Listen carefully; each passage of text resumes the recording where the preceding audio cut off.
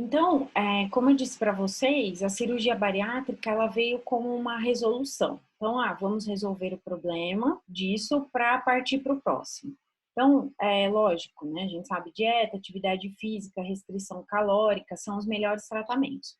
Mas eu posso oferecer um método cirúrgico, como eu posso oferecer método cirúrgico para todas as outras patologias. Bem, todas as informações da aula, e eu acho que é importante, vocês sempre busquem informações sobre cirurgia bariátrica na Sociedade Brasileira de Cirurgia Bariátrica e Metabólica,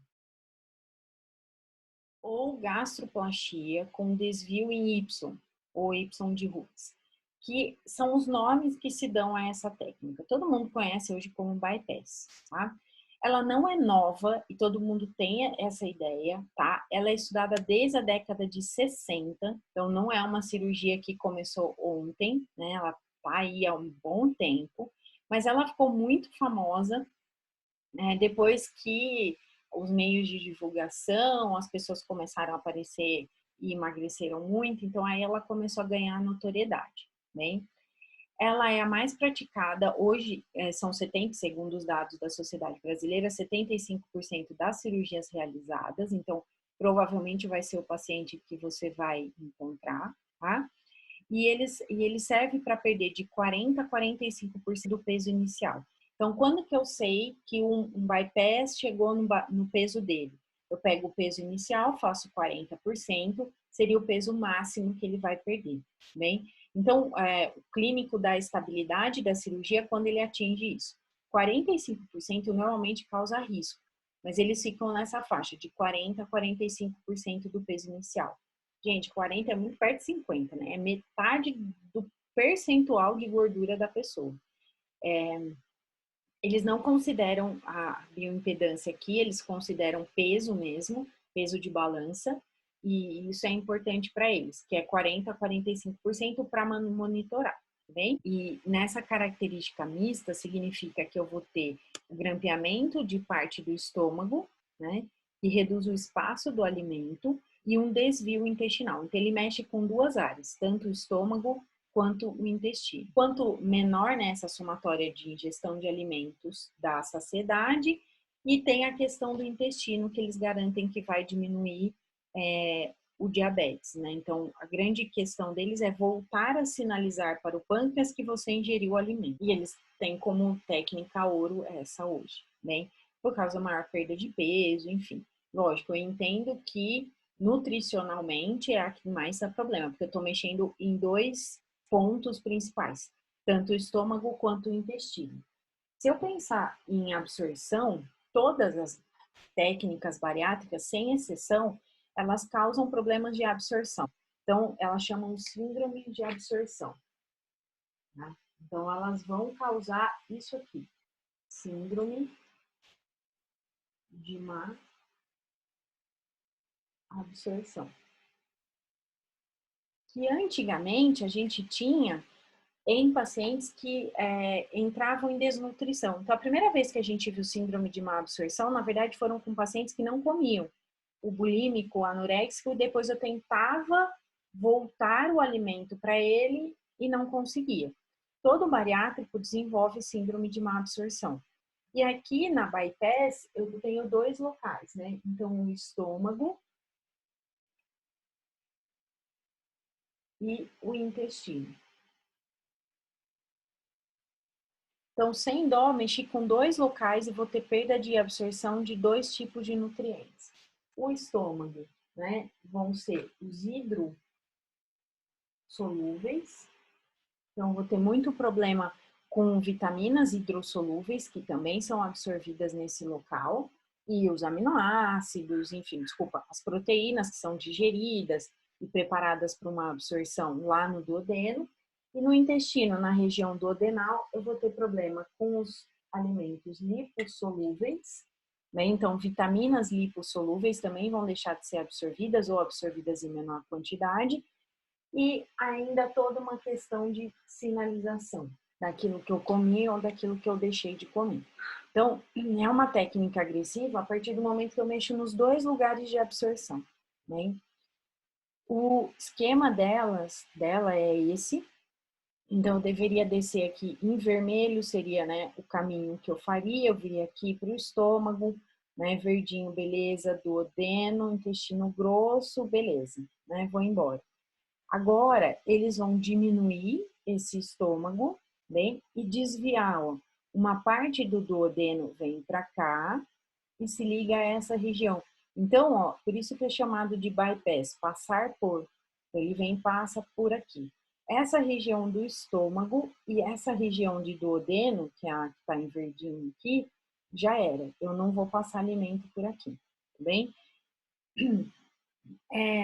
Tem uma questão ainda de que um pouco do alimento passe, eles não ocluem toda a passagem, justamente para não necrosar e não perder essa região.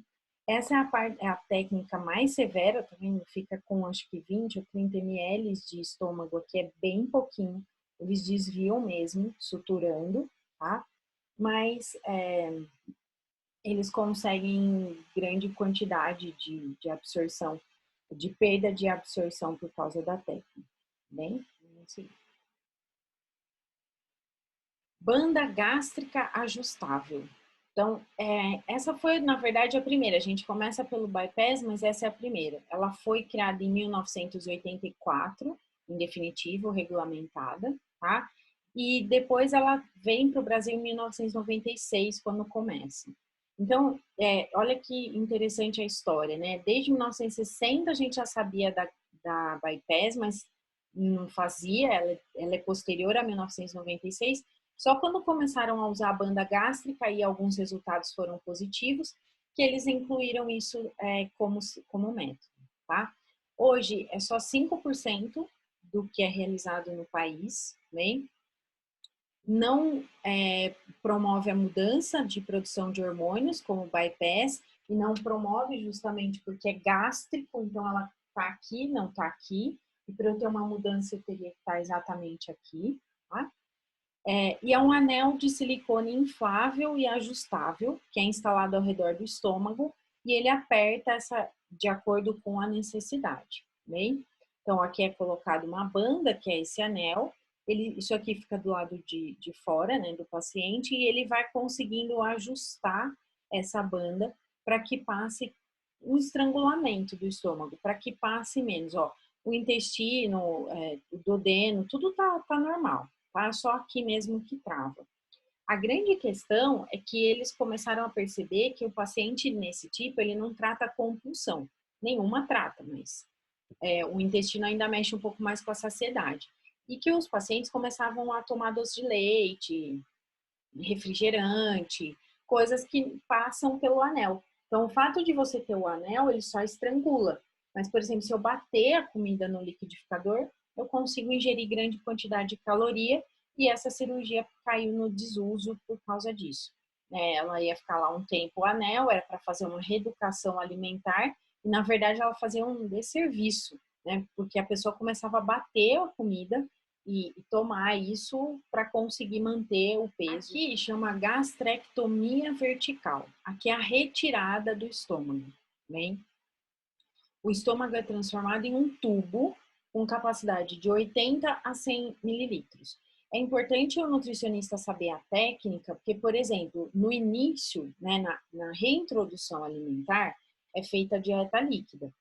E nessa dieta líquida, você tem que saber o volume de estômago que ficou mantido. Então, eu posso ter bypass com gastrectomia. E aí eu tenho que saber qual é o volume que eu tenho para dar de alimento.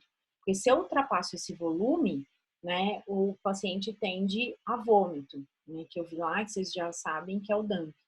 Então, ele acaba vomitando o excesso, lógico, né, encheu o estômago, é igual criança, né, que na verdade enche, o esfíncter ainda não está muito, né, fixo, não está ainda muito desenvolvido, e ele volta porque aquele conteúdo não pertence ao estômago, bem?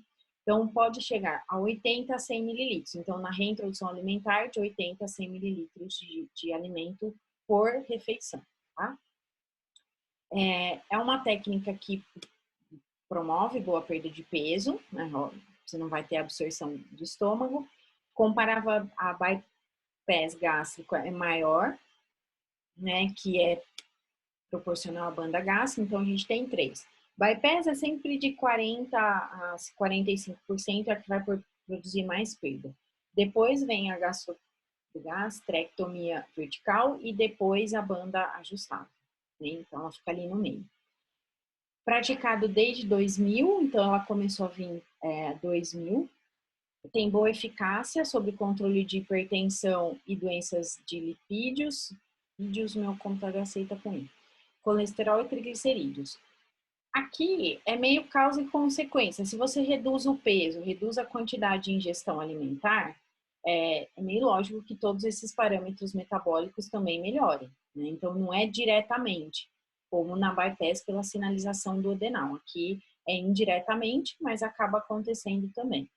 O grande problema dessa cirurgia, no início, era a sutura do estômago, porque ele realmente ele vira um caninho, tá? Então, a ideia aqui é isso aqui, eles retiram essa região, tá? Então, eles vêm aqui, suturam primeiro e depois eles tiram essa região, então não tem como reverter. E aqui era a questão de sutura para que isso não arrebentasse caso o indivíduo comesse grande quantidade. Aliás, essa é a falha da técnica. Se o cara começa a comer mais, comer em grande quantidade, não respeitando o volume que ele tem agora. Lembrando que o estômago elástico, ele tem uma capacidade de adaptação, ele vai tender, se você forçar esse aumento de volume, ele vai tender a aumentar. Tem uma outra que não se fala tanto, que ela é chamada de duodenal switch, é a associação entre gastrectomia vertical e desvio intestinal. É retirado, tá? Mas a anatomia básica fica, o esvaziamento é mantido, então o piloro de baixo é mantido, tá? E o desvio intestinal é feito para redução de absorção de nutrientes, né?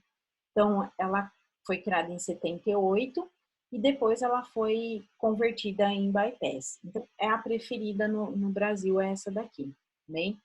Que seria aquela dúvida de se eu tiro, né, o estômago nesse tipo de cirurgia, eu retiro isso, eu só fico com, né, retiro 85% do tamanho do estômago, fico aqui. Tá vendo? A diferença é que o esfíncter de baixo é mantido, né?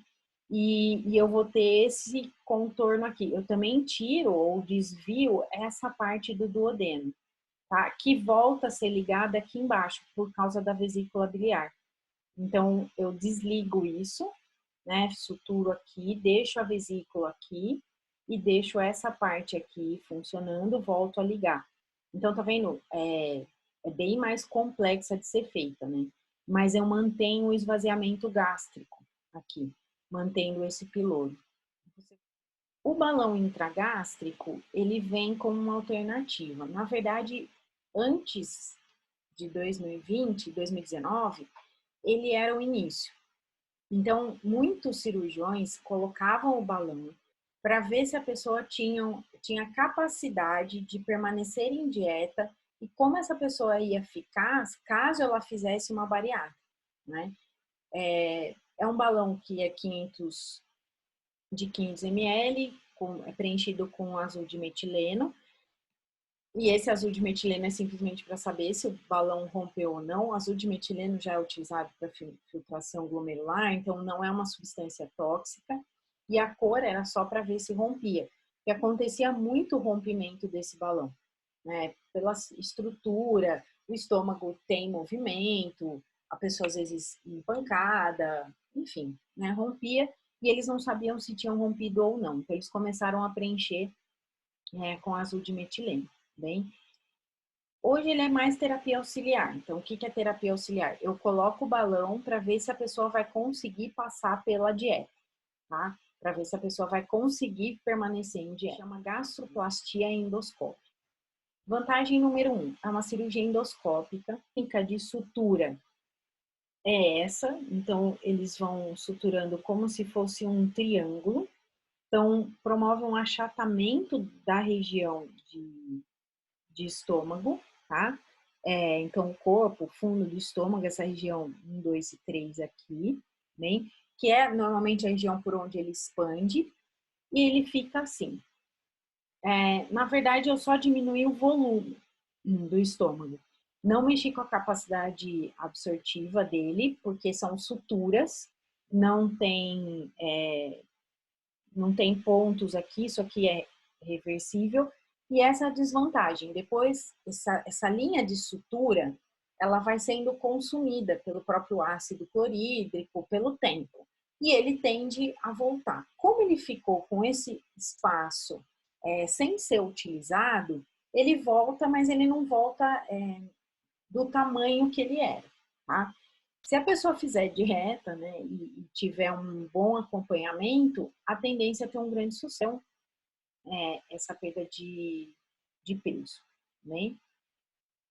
Coloquei para vocês um quadro que eu acho que facilita, não vestia na outra aula, mas balão intragástrico, redução endoscópica, que é essa, né, que é a gastroplastia endoscópica, e a bariátria, que na verdade aqui nesse quadro, eu peguei do site de uma clínica que faz gastroplastia, eles colocam como bypass, tá? Então, eles falam, aqui você tem que ler como se fosse o bypass, tudo bem?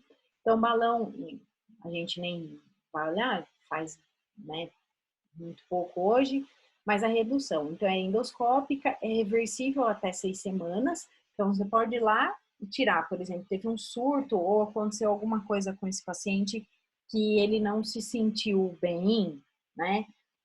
Que é um problema do bariátrico, né? O surto psicótico, algum surto e eu não consegui reverter isso, ou alguma angústia, posso.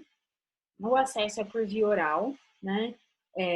Perda de peso de 20%, muito semelhante ao balão gástrico, 20% do peso, que para quem está em sobrepeso seria, e não consegue se manter em dieta, seria uma alternativa. Né, indicação IMC de 30 a 40, que é o que eles colocam para todas as bariátricas, tá? E anestesia, eles têm feito anestesia geral, mesmo pelo desconforto, né, de você suturar, enfim. E o local pode ser feito em clínica, isso é bem diferente, desde que a clínica tenha suporte avançado de vida ou pode ser feito em um hospital. E aqui o problema não está com a técnica, está com a anestesia, tá? Índice de complicações por enquanto é baixo, né? A cirurgia bariátrica é bem alta, é uma opção, insucesso de 10 a 20%, ou seja, eles estão batendo na tecla de que o insucesso deles é o mesmo insucesso de uma cirurgia bypass, que é de 10%, só que eles batem 20%, né? Então, tem a questão do problema da gastrectomia, que a gente já sabia que o pessoal ia tomar coisas líquidas, tá? O custo ainda é alto, não acho tão alto assim, fiz pesquisa e normalmente eles custam só a cirurgia, né? Só o momento da cirurgia, sem as consultas prévias e sem depois da cirurgia, 30 mil reais. Então, né, possível até. E a idade mínima e máxima é critério do médico. Já a cirurgia bariátrica é a idade mínima 18 anos e a idade máxima 65 anos. Então, essa daqui veio como uma alternativa. Se ela vai cair no descrédito da redução de estômago, porque na verdade é uma redução, né? Ou se ela vai permanecer como alternativa, ainda não sabemos, bem?